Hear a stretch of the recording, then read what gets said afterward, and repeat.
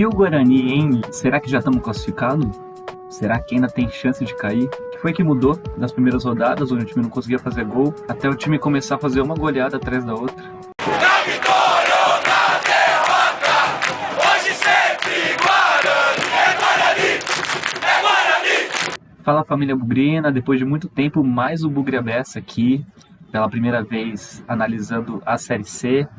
Eu tive uns probleminhas pessoais, dei um pause do canal, mas estou de volta e com muita novidade, talvez com menos reacts dos jogos, mas com mais análise, com mais pós-jogo e também alguns vídeos com mais história, curiosidades, estatísticas do Guarani.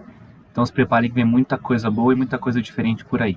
Para começar, eu pensei em fazer uma análise completa da campanha do Guarani até aqui na Série C. A gente já tem metade do caminho percorrido, né? 9 rodadas de 19. A partir do próximo jogo a gente passou de 50% da Série C. Pensei no melhor jeito de fazer isso, cogitei assistir todos os melhores momentos e analisando rodada a rodada, mas acho que a melhor forma seria ter uma visão mais ampla do jogo a jogo, das estatísticas do Guarani.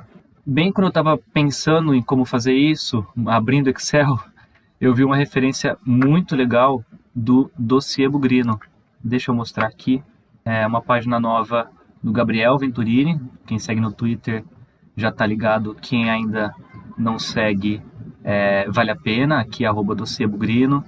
Muito foda, dá pra ver aqui, ó, como tem todos os dados, né, compilados e tal. E ele faz isso rodada a rodada, ele vai atualizando ali no fim da rodada no Twitter e nas outras páginas dele. E aí, inspirado nisso, pensei, porra, por que não montar uma coisa interativa, hein? Eu montei um dashboard também, onde a gente consegue ter uma visão jogo a jogo, uma visão compilada de todos os resultados, de todas as estatísticas, de todos os jogadores. E aí, com a ajuda da inteligência artificial, eu montei esse dashboard aqui, como se fosse um site interativo que a gente consegue ver tanto os números gerais da campanha, a classificação, quanto jogo a jogo também. A gente consegue ver as estatísticas de cada jogo, comparar, né, ver como o Guarani foi evoluindo. Então o que eu pensei em fazer aqui com vocês hoje foi dar uma olhada em tudo aqui. Eu só montei, né, eu sei quais são os dados, né, eu tive que compilar tudo do SofaScore, mas eu não fiz uma análise ainda, não tenho nada anotado. Eu vou aqui com vocês dar uma olhada nesses números. É fácil ser engenheiro de obra pronta, né? Pegar agora e analisar com o Guarani já líder da Série C, já destaque em quase todas as estatísticas, mas eu vou tentar olhar para o jogo a jogo, para o panorama ao longo do campeonato, e tudo que eu falar aqui era o que eu acreditava e achava naquele momento também, tá? Então primeiro vamos olhar para o Guarani agora, né? A gente tem aí 5 vitórias, 3 empates e 1 derrota em 9 jogos, né? A gente tem o melhor ataque da competição e a melhor defesa, então é por causa do saldo, inclusive, que a gente é líder, né, na frente do Brusque. Mas também acho que merece destaque aqui que a gente é o time que mais finaliza, mais acerta passe, que tem mais jogos sem sofrer gols. A gente passou em 5 jogos aí ileso, com o Kaique França saindo zerado. Também posse de bola média, o segundo time que tem mais posse de bola, tá? Bem legal a campanha como visitante, né? Não perdemos nenhuma. Acho que isso fazia tempo que a gente não começava um campeonato assim, né? Geralmente a gente vai bem no brinco e fora é um sufoco. A gente se sustenta com a campanha no Brinco de Ouro, que também não é ruim, né? A gente perdeu um jogo no Brinco, mas tem 3 vitórias aí depois de sair com uma vitória e um empate ali no comecinho do campeonato. Vou passar depois pela tabela de classificação, pelos próximos jogos e também por essa sessão aqui, que é interativa, dá para brincar com a IA também, que eu queria falar jogo a jogo, né, e começar a ver o que mudou no Guarani, né, do empate com o Maranhão, num rebote de pênalti, no último segundo de jogo, até fazer 2 5-0, né, em 4 jogos, uma disparada aí até a liderança. Primeiro, se a gente quiser, a gente pode ir clicando aqui e comparando as estatísticas jogo a jogo, né? Mas também tem essa tabelinha aqui que mostra bastante coisa em termos de evolução, né? Ou então de alguns padrões do Guarani. Primeiro, né? Fora de casa, aqui, ó, Maranhão, Ferroviária. O Maringá é uma exceção, mas até contra o Barra, o Guarani tem menos posse, né?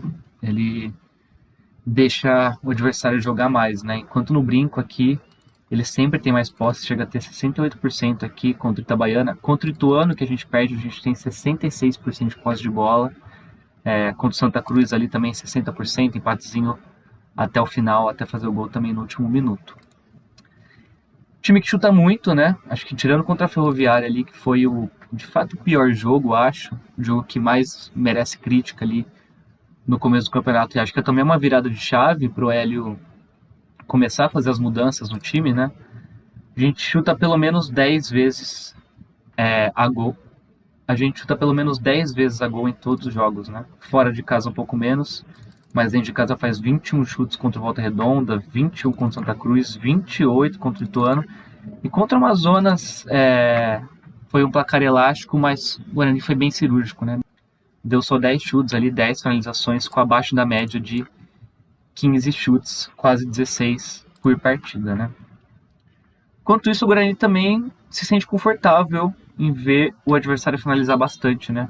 Acho que isso é um sintoma de ter um bom goleiro, de confiar no goleiro. Não acho que seja o ideal, né? O time está 21 vezes a gol, 22 vezes a gol, até aqui contra o Barra, 18 chutes, né? Foi o jogo onde o Kaique França teve uma nota 9.7 ali, quase perfeita, porque de fato ele fez muitas defesas impressionantes, mas não foi o único jogo que ele passou batido, que ele teve que trabalhar, né?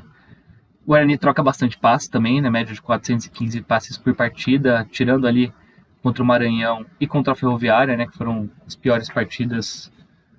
É um time que troca bastante passe, que arma bastante o jogo por baixo, né? Tem gol de bola aérea, mas principalmente de bola parada, né? Acho que é um time que infiltra bastante na área e que varia bastante o melhor em campo também, né? Acho que tem aqui, se repete o Cachoeira e o Jonathan Costa, né? Mas varia bastante os melhores em campo. Quando a gente olha, inclusive para os jogadores, a gente vê que tem bastante jogador com nota alta, né? O destaque é o Carlos Eduardo, e eu vou falar dele especificamente depois, né? Vou voltar aqui nessa aba, mas a gente vê que o Carlos Eduardo, Jonathan Costa, Kaique França, Cachoeira, até o João Paulo aqui, considero que são 5 pilares desse time, né? 5 jogadores que estão mantendo uma constante aí, rodada a rodada. Falando rodada a rodada, esse dashboard que eu vou deixar disponível, tá? Para vocês darem uma olhada também.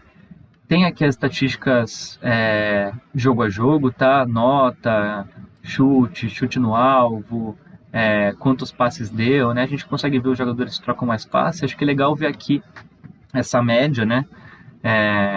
Por exemplo, quem acerta mais passes é o Jonathan Costa, né? Com 55 passes por partida, mas a gente vê que o João Paulo participa bastante também, né? 35 passes por partida. O Emerson, o William Farias, 50 passes por partida. Nathan Melo, o Carlos Eduardo. A gente tem alguns jogadores que erram mais passes, né? Aqui o Cachoeira, por exemplo. O Parede. Esses jogadores que jogam mais no último terço do campo, que tem que dar esses passes mais arriscados, né? Quem finaliza mais também, né? A gente tem aí o Carlos Eduardo com 6 jogos, 7 chutes, né, no gol. O Jonathan Costa também finaliza bastante de cabeça. O Cachoeira chuta muito, né? Mas a gente vê a eficácia também, né? Como varia bastante. Enfim, isso aqui, pra gente conseguir...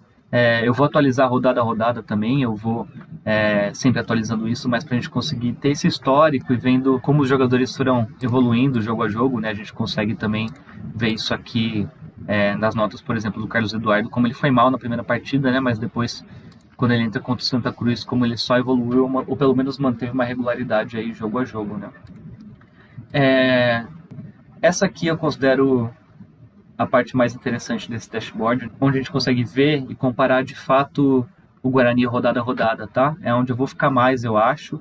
Ele mostra tanto o desempenho aqui na tabela, né? Como a gente começa em 10º e vai e entra no G8, vai se mantendo ali até disparar na liderança, né? A pontuação também, né? Como a gente tem um momento que a gente dispara aqui, né? Depois da 4ª rodada começa a disparar na tabela.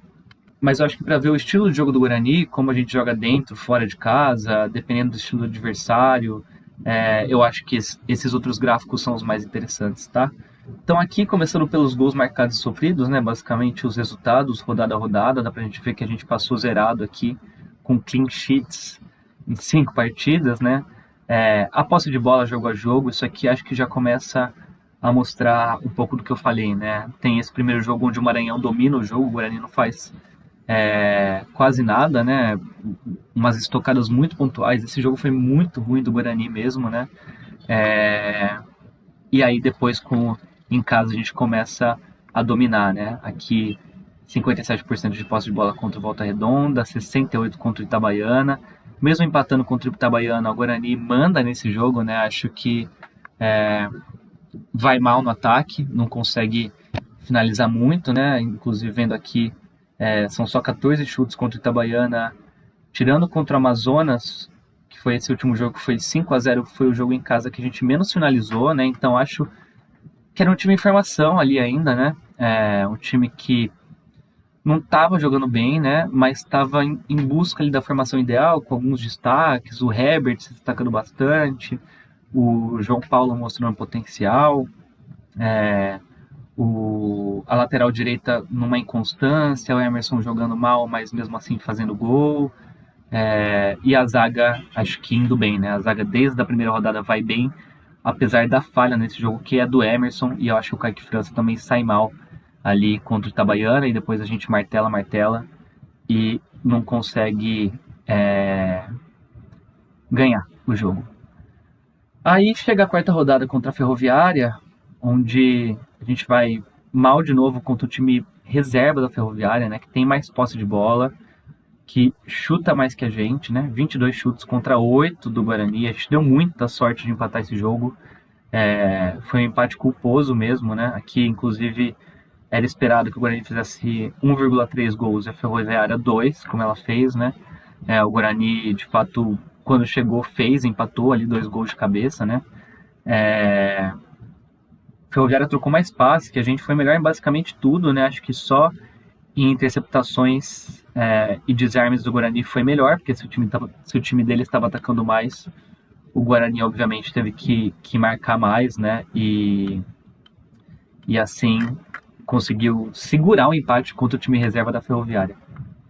E aí aqui nesse momento, né, com o time invicto ainda, mas com só 50% de aproveitamento, 6 pontos em 4 jogos, começou o alarde, né? Começou o questionamento ao trabalho do Hélio Cizenando, com só 4 jogos. Começou a caça às bruxas a alguns jogadores que hoje estão performando bem, que hoje estão no time titular ainda, que evoluíram bastante. Posso citar um caso muito específico, que é o do Cachoeira, por exemplo, próprio João Paulo, o Maranhão, que volta nesse jogo, né? O Maranhão volta no jogo seguinte, na verdade. Vamos ver aqui. Olha como é bom ter o dashboard, vamos lá. O Maranhão volta contra o Santa Cruz, né? Mas a Luca, que aí acaba sendo uma crítica válida, porque o Lucas sai do time e o ataque melhora, mas enfim, mais do que críticas pontuais, acho que foi uma urgência, assim, de dar certo, né? E aí entram alguns discursos que eu não gosto. Acho que o principal deles é: o Guarani é o time que mais investiu, então ele tem que dar certo. Que a gente sabe que não é assim, né? Acho que isso no Brasil inteiro só pode ser de fato aceito pela torcida do Flamengo e pela torcida do Palmeiras, mas mesmo assim acho que é uma lógica muito capitalista, assim, de investir, o resultado vai ser equivalente ao investimento, quando a gente sabe que não é assim, né? Tem muito investimento errado, tem muito time que com menos dinheiro consegue vasculhar uns 2, 3 destaques e fazer uma base ali mais sólida do que outros com maiores investimentos. Eu não estou falando que o Guarani não tinha que ir bem, que esse time não tem que corresponder à expectativa que foi colocada em cima dele. Só acho que a gente estava na quarta rodada, não tinha muita conclusão de fato a ser tirada, e aí eu vou até trazer uma frase muito interessante que eu li, uma análise interessante que eu li de um cara no Twitter, o húngaro.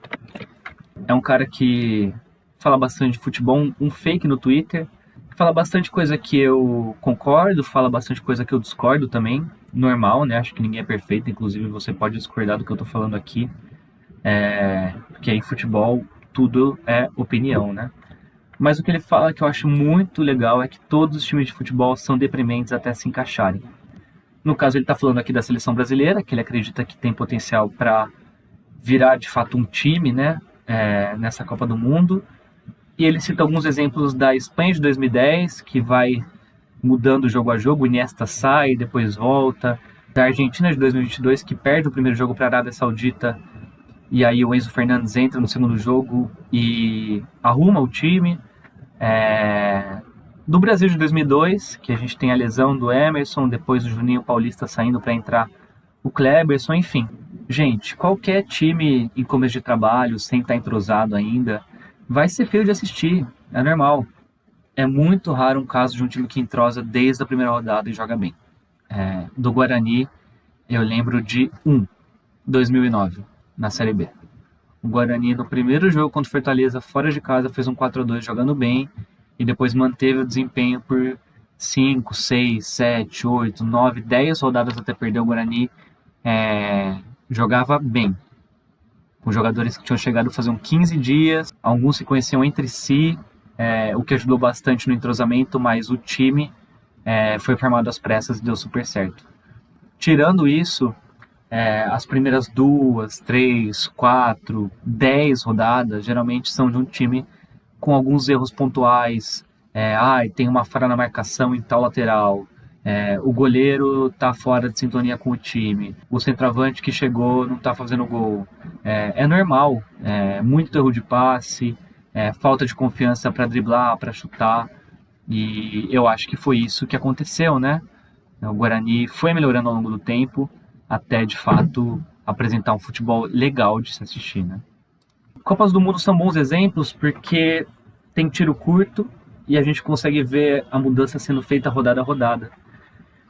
Mas, num ano onde a gente teve um Paulistão que teve 10 jogos, e aí depois do Paulistão a gente já troca o treinador, já tira dirigente, já pensa em fazer a limpa no elenco, e depois vem 4 rodadas de Série C, invictas, com o time tentando achar um padrão, né? Tentando achar um esquema de jogo.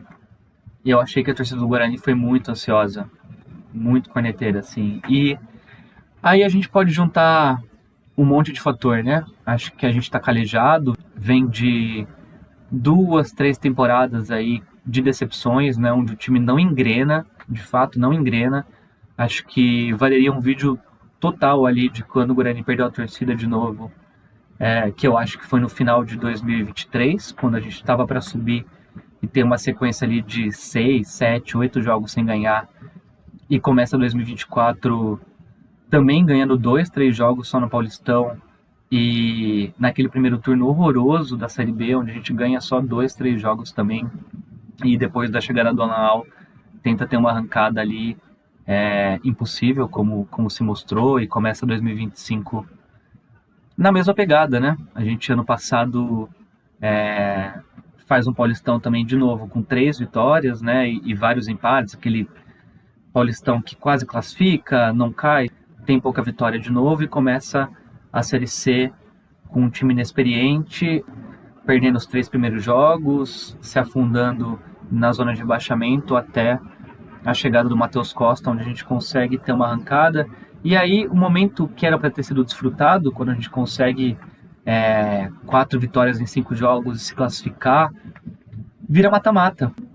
Não teve como essa arrancada virar uma regularidade, porque logo depois dela teve uma virada de chave, onde a mentalidade quase vira outra, vira do zero. Agora todo mundo parte dos mesmos 0 pontos e vamos ver o que vai dar. E deu no que deu da gente não subir. E aí esse ano, quando a gente pensa, não, mantivemos a base, vamos começar o Paulistão evoluindo o que a gente não teve tempo de evoluir justamente por conta do time estar em fase de amadurecimento nessa reta final da Série C, não ter tempo para isso. No Paulistão a gente vai mal demais, né? Os erros se repetem e aí eu entendo a troca, entendo o pedido da torcida e a reclamação da torcida em relação ao desempenho do Paulistão. Mas na Série C a gente tinha tempo e o tempo mostrou que dava, né? Que o Guarani tinha essa margem para evolução, o Guarani de fato poderia melhorar e aí tudo muda a partir da quinta rodada contra o Santa Cruz, né? Não é um jogo perfeito, é um jogo que poderia, não fosse o gol do William Farias no último minuto, ter mudado o destino do Guarani na Série C, né? A gente poderia ter tido mais reclamações, mais afastamento da torcida, de fato uma troca de técnico. Acho que o Hélio estava começando a ficar ameaçado ali, dependendo de como fosse a coletiva dele até nesse dia. Se o Guarani perdesse, a gente poderia ter uma troca no comando aqui na quinta rodada depois do jogo contra o Santa Cruz. Mas a gente ganha merecidamente, né? A gente tem mais posse de bola, a gente chuta mais no gol. Santa Cruz tem 4 finalizações, enquanto o Guarani tem 21, né? Era esperado que a gente ganhasse esse jogo, né? A gente chuta mais, né? O Santa Cruz chegou muito pouco, né? Deu 4, acho que foi o adversário que menos finalizou no Guarani, mas que ofereceu muita resistência, né? Foi um dos poucos adversários que interceptou e deu mais desarme que o Guarani em todas as rodadas, né? Acho que o Santa veio para empatar, né? Veio para levar um ponto, também estava em crise ali, e a missão deles era essa, né? E o Guarani consegue fazer o gol no finalzinho, e é isso.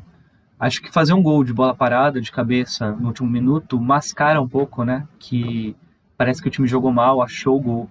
Mas eu acho que foi merecido, e eu acho que nesse momento tem algo crucial, que é a entrada do Carlos Eduardo. Como um jogador pode mudar tanto um time?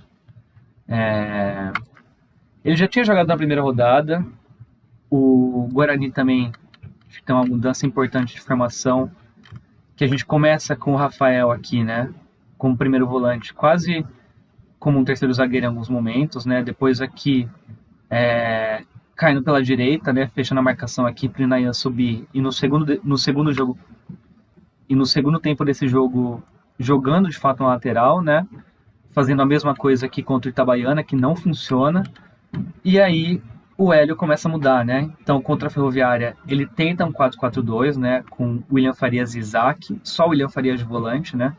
E o Isaac, o João Paulo de meia, mais adiantado junto com o Luca, e o Cachoeira e o Herbert nas pontas, né? E aí aqui a gente tem a primeira vez o meio campo com 3 meias, né? Ele bota o William Farias, o Eduardo, o João Paulo, né? E aí na frente Cachoeira, Herbert e Maranhão. A partir da entrada do Carlos Eduardo, a gente começa a ter o poder de variação no meio campo, né? Então aqui joga Carlos Eduardo e Natan Melo, William Farias lesionado, né?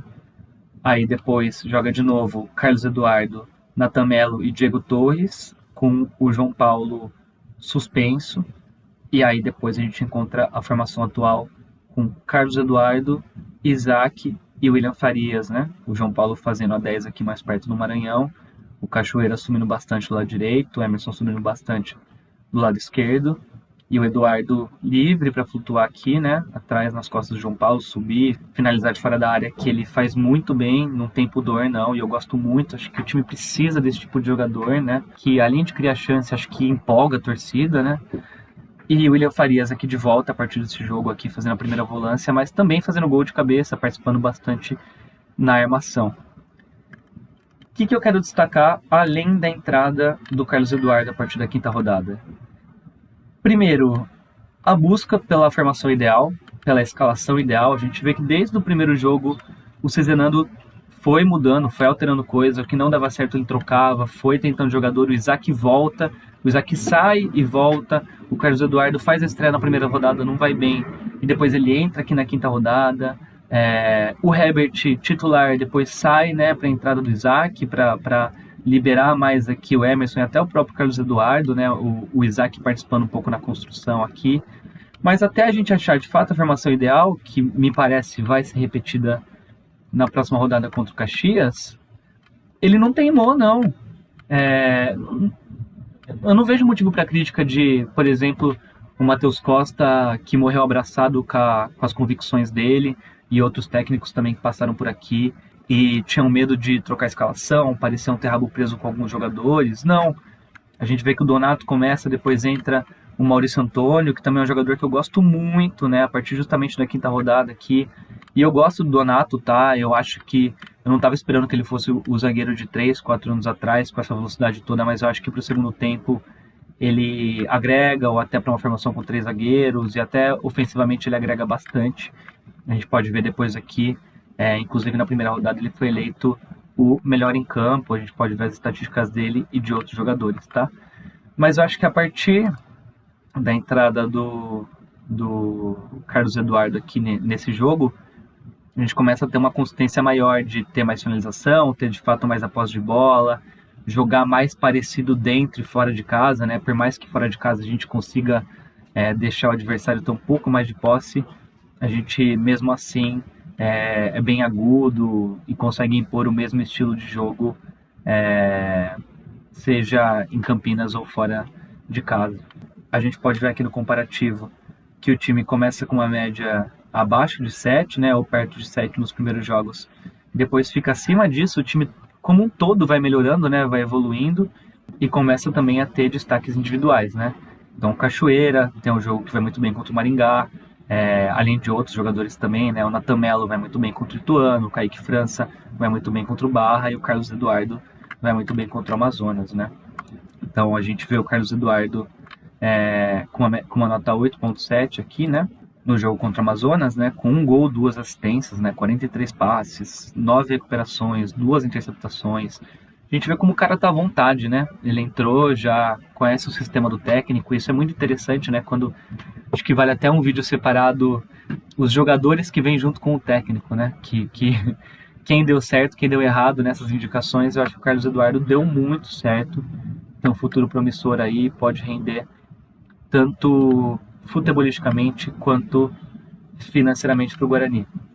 Cachoeira também vai muito bem nesse jogo, um gol e uma assistência, o William Farias vai bem aqui, participa bastante na recuperação, né, na marcação. Na rodada 6 também, por exemplo, contra o Maringá, a gente tem o Cachoeira com uma nota 8.8, com um gol e 2 assistências, mas a gente tem aqui uma nota 8.6 do Maranhão também, quando ele fez 2 gols contra o ex-time. Vamos ver aqui. A gente vê aqui, né, o Carlos Eduardo, ele joga na primeira rodada, vai muito mal, né, mas depois quando ele entra, como ele só tem essa crescente, né, tem 3 jogos em que ele dá assistência, né, um jogo ele dá 2 assistências, o cara que chuta bastante a gol, né, não tem pudor de chutar, como eu falei, chuta bastante, temos de acerto até, começou a fazer gol, começou a trocar mais passe, a recuperar mais, tá em todas as áreas do campo, né. Queria destacar o Cachoeira, né, que começa muito regular ali, né, nota 6.6, 7.3, 6.9, mas depois também vai se soltando, tem aí boas exibições, né, começa a marcar gol, chutar mais, acho que tem um gráfico muito legal aqui de dribles, ó, como ele estava muito acanhado no começo, e depois acho que ele está mais livre ali para pegar o time adversário no X1, driblar para ou finalizar ou tocar para o meio da área, tocar para trás, que tem dado muito certo também, né? E aqui a gente pode ver também a evolução do Kaique França em termos de defesa difícil, defesa aérea, tá? A gente consegue ver quem jogou mais minutos, enfim. Quinta evolução gráfico a gráfico que a gente consegue ir analisando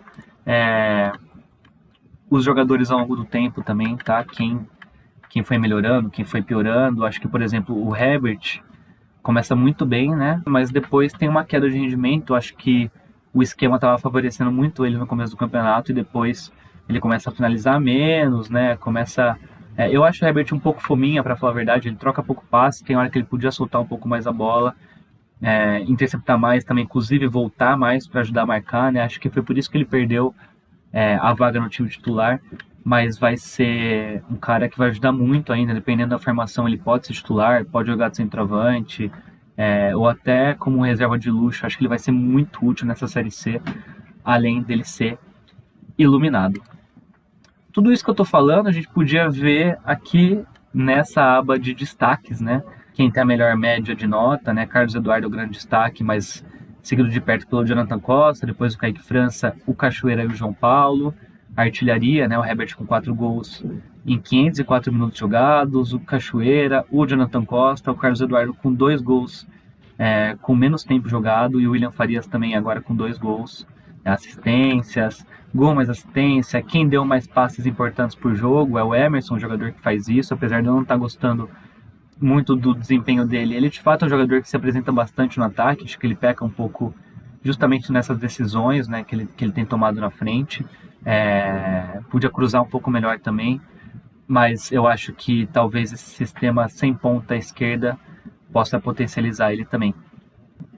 Um dado legal aqui interessante é que o Rian, lateral direito, é o jogador que tem mais desarme e interceptação por jogo, tá? Eu acho que ele entrou bem, não é um jogador de brilhar os olhos, mas que me parece bem regular, tá? Principalmente nessa parte de marcação e de trocar passe também. Acho que ali nessa fase de construção no meio campo ele é bastante interessante, inclusive tem 3 dribles por jogo em 2 jogos, né? Só abaixo do Cachoeira, que tem uma média de 3.6 em 9 jogos, como eu falei. Ele foi perdendo medo de ir para cima, né? Vai ganhando confiança, vai fazendo gol, vai dando assistência, e isso vai mudando o ânimo do jogador, né? Tem também um dado interessante, que é a média dos titulares contra os reservas, né? Para ver que de fato os melhores estão jogando, quem está performando mais está jogando, né?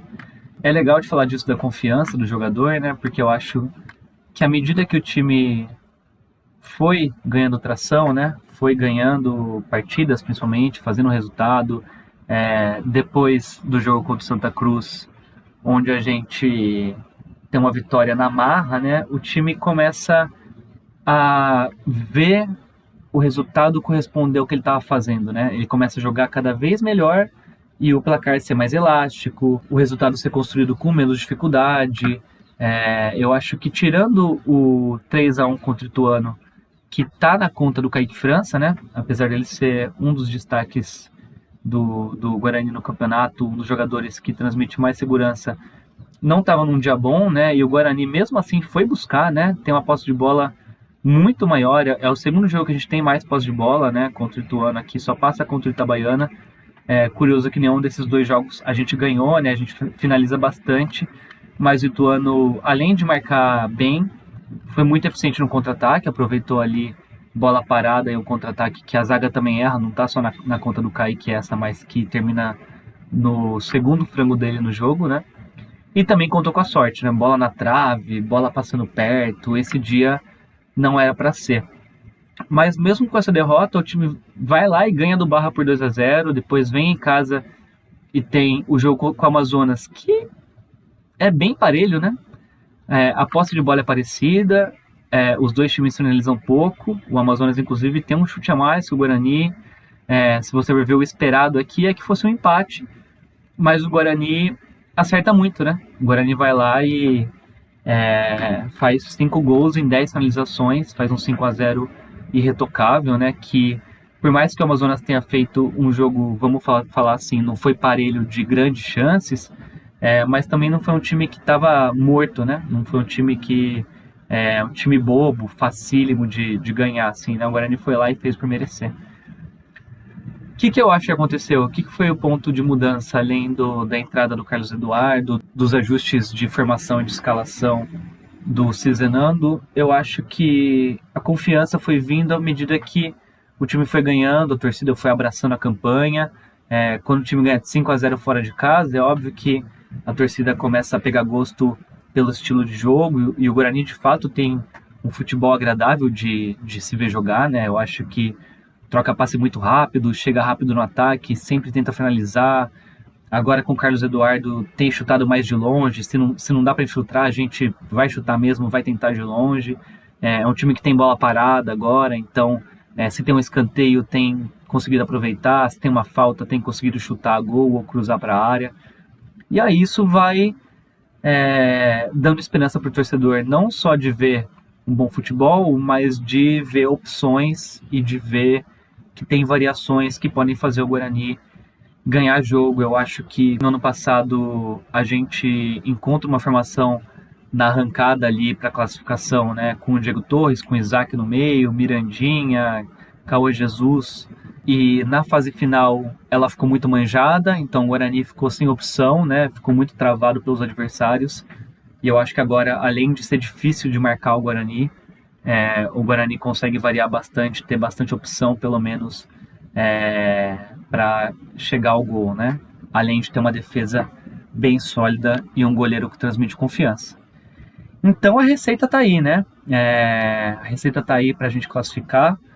Eu falei muito rapidamente agora, eu lembrei de um assunto antes da gente falar se o Guarani já está classificado, o que o Guarani precisa fazer para se classificar, que são os jogadores remanescentes do ano passado, né? Engraçado como até os destaques pararam de jogar bem, né? Olha o Mirandinha. O cara era titular absoluto, começa a Série C como titular e cai muito, né? Eu até acho que ele é um reserva útil, mas ele tá longe de ser decisivo ou perigoso como ele era no ano passado. O Cauê Jesus estava escanteado, ele volta agora no último jogo numa posição diferente, que o Hélio falou que quer que ele faça, ali como terceiro homem de meio campo, como quase o que o Carlos Eduardo faz. Ele dá uma assistência, acho interessante, né? Pode ser um novo momento para ele, assim como tem sido com o Isaac, né? Que tem uma média baixa, ele participa pouco com bola, né? Mas eu acho que ele é fundamental nesse esquema, né? Ele é muito inteligente para saber o que fazer, para ocupar o espaço que o técnico quer que ele ocupe. E eu fico feliz, cara, porque eu gosto do Isaac, não acho ele nenhum craque, não é meu jogador favorito. Não dá para ter a maior confiança que ele vai resolver jogos, mas eu acho que ele é muito útil, faz tempo que ele é bastante útil. Quem eu acho que está decepcionando também é o Diego Torres. Esse sim, eu deposito bastante esperança desde o ano passado. Acho até que as críticas do ano passado foram bem injustas por conta daquela entrevista que foi mal entendida dele falando que ele queria jogar o derby. Acho que todo mundo, se fosse jogador, falaria isso, gostaria disso. Acho que foi desvirtuado pelo outro lado, né? Ele tem um jogo bom como titular aqui, né? Teve muita gente que criticou a partida dele contra o Ituano, mas eu acho que, na medida do possível, ele desempenhou um papel parecido com o que o João Paulo desempenha, que eu acho que é isso, ele vai ser o reserva do João Paulo mesmo, ou até em circunstâncias que a gente não viu ainda, com o Guarani perdendo, podem jogar talvez os dois juntos para encontrarem passes em defesas fechadas, não sei. Isso só o futuro vai mostrar, né? Mas muito engraçado, né? Nenhum desses caras que ficaram do ano passado, o Dentinho também, aparecendo muito pouco, jogou só a terceira rodada. O próprio Rafael começa como titular e vai mal, né? Então, a gente manteve o elenco, tem uma base do ano passado, mas o time titular hoje tem o Emerson e o Isaac do ano passado, só. Todos os outros jogadores foram contratações feitas para esse ano. 2 deles, o Carlos Eduardo e o João Paulo, exclusivamente para a Série C. O Rian foi contratado no começo do ano, mas só estreou agora por problemas físicos. Dito tudo isso, será que o Guarani já se classificou? Será que a gente pode ficar tranquilo? Hoje a gente está com uma vantagem de 5 pontos para o nono colocado e uma vantagem de 12 pontos para o Itabaiana, que é o primeiro time dentro do Z2. Cair a gente não vai, né? A gente tem aqui 0,002% de chance de abaixamento. Eu acho que num campeonato onde só caem 2, diferente do ano passado onde caíam 4, a gente está muito tranquilo com relação a isso, né? Acho que estamos bem longe, né? Mesmo que a gente perca todos os jogos, a gente já está livre do rebaixamento. Vamos ver como estava a tabela de classificação no ano passado. O primeiro colocado, o Caxias, em 9 jogos, tinha os mesmos 18 pontos que a gente. Os irmãos tinham uma campanha pior que a nossa, eles estavam 1 ponto abaixo, eles tinham 17 pontos. O Ipiranga com 16, o Londrina com 16, CSA com 16, Brusque com 15, Maringá com 13 e Ituano com 13, fechando o G8. O primeiro time fora da zona de classificação era o Náutico com 12 pontos. Hoje, o primeiro time fora da zona de classificação tem 13, os mesmos 13 do Amazonas, né? Então, a gente pode contar que a nota de corte é a mesma do ano passado por enquanto. A gente tem o mesmo desempenho do líder do ano passado na mesma 9ª rodada, né? Onde estava o Guarani? Meu Deus. A gente já estava embalando aqui. Aqui na nona rodada a gente ainda com o Marcelo Fernandes tinha 11 pontos na 12ª colocação, 3 pontos acima do Retrô na zona de rebaixamento, e aqui o 19º colocado com a nota de corte era o Confiança com 7, 1 ponto a mais do que o Itabaiana. Hoje, qual que é a nota de corte para a classificação? Eu podia fazer essa conta de cabeça, mas eu quero mostrar para vocês aqui essa funcionalidade da IA, perguntar aqui para ela. Baseado no aproveitamento atual do 8º colocado, 13 pontos em 9 jogos, qual a projeção de pontos que o Guarani, atualmente com 18 pontos, precisa para se classificar, faltando 10 rodadas. O 8º colocado tem 13 pontos, um aproveitamento de 48,1%. Então, isso daria cerca de 28 pontos ao final da competição. O Guarani com 18 precisa de mais 10 pontos nas 10 rodadas restantes para igualar essa projeção, o que apresenta um aproveitamento de 33,3% no restante dos 10 jogos. Ou seja, a gente tem que ganhar 3 a 4 jogos nos próximos 10, né? Então a gente tem aí Caxias em casa, Confiança fora, Figueirense fora, Floresta em casa, Paysandu fora, Inter de Limeira em casa, Anápolis fora, Ipiranga em casa, cadê Ipiranga aqui? Ipiranga em casa, Botafogo da Paraíba fora, e um jogão contra o Brusque na última rodada. Imagino que no mesmo esquema de Ponte Londrina no ano passado, com os dois já classificados e definindo liderança, quase escolhendo os adversários da fase final. Falando nisso, vamos ver aqui quem classificou. O Caxias classificou, a Ponte classificou, o Ipiranga ficou de fora, o Londrina classificou, o CSA caiu, o Brusque classificou, o Maringá não classificou e o Ituano não classificou. Daqui a gente tem metade, né? Metade dos 8 classificaram, então a gente vê que muita coisa pode mudar daqui, né? Mas o top 2 aqui, o top 4, dos 4 primeiros colocados, 3 classificaram, né?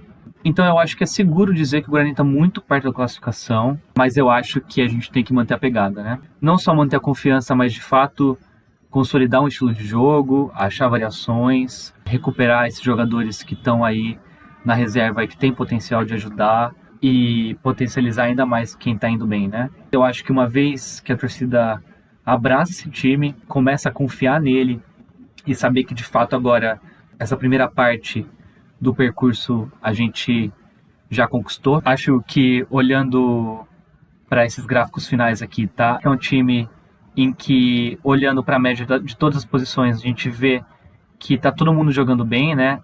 O ataque funciona, a defesa funciona, o goleiro, quando precisa ser acionado, salva. É um time que começa a 200 por hora, faz bastante gol na primeira faixa de 15 e 30 minutos de jogo, mas que também não desiste, né? A gente fez 4 gols ali entre os 30 e os 45 minutos e 2 gols nos acréscimos, né? Então acho que mostra que é um time que não desiste, um time raçudo, um time com físico para conseguir buscar o resultado ou conseguir manter o resultado e que joga igual dentro e fora de casa, né?